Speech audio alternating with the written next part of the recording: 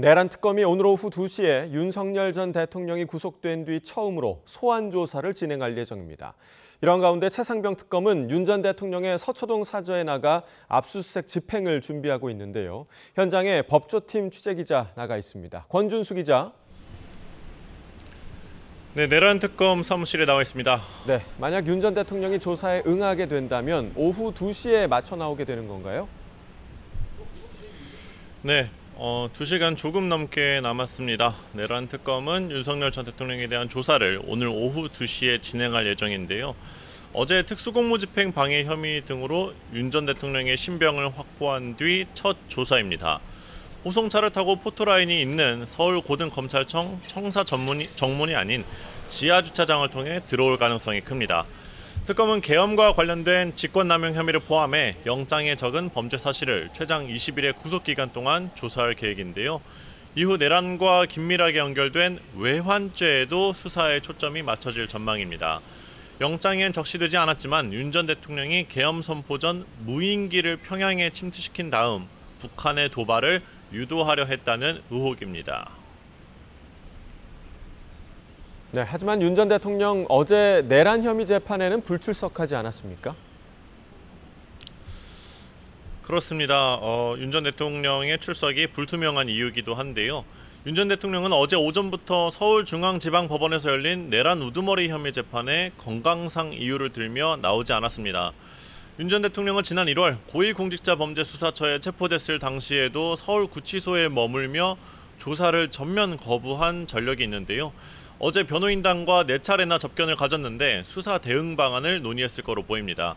특검은 윤 전 대통령을 향한 수사 방식에 대해 전직 대통령 신분을 고려하면서도 다른 일반 피의자와 달리하지 않겠다고 밝혔는데요.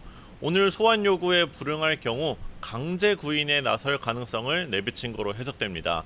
특검 관계자는 서울구치소나 윤 전 대통령 변호인단으로부터 아직 출석 여부와 관련해 전달받은 사항이 없다며 불출석 사유서도 접수되진 않았다고 말했습니다. 네, 다른 특검 소식도 들어보겠습니다. 오늘 최상병 특검은 윤 전 대통령의 사저에 압수수색을 나갔다고요? 네, 윤 전 대통령의 서초동 사저에 대한 압수수색 영장을 발부받아 오늘 오전부터 협의를 진행 중입니다. 윤 전 대통령이 구속된 상태라 변호인단과 조율하고 있는데요. 재작년 7월 말 최상병 순직 사건의 수사 외압 의혹을 들여다보기 위해 정점이라 볼 수 있는 윤 전 대통령을 상대로 강제 수사에 나서는 모습입니다.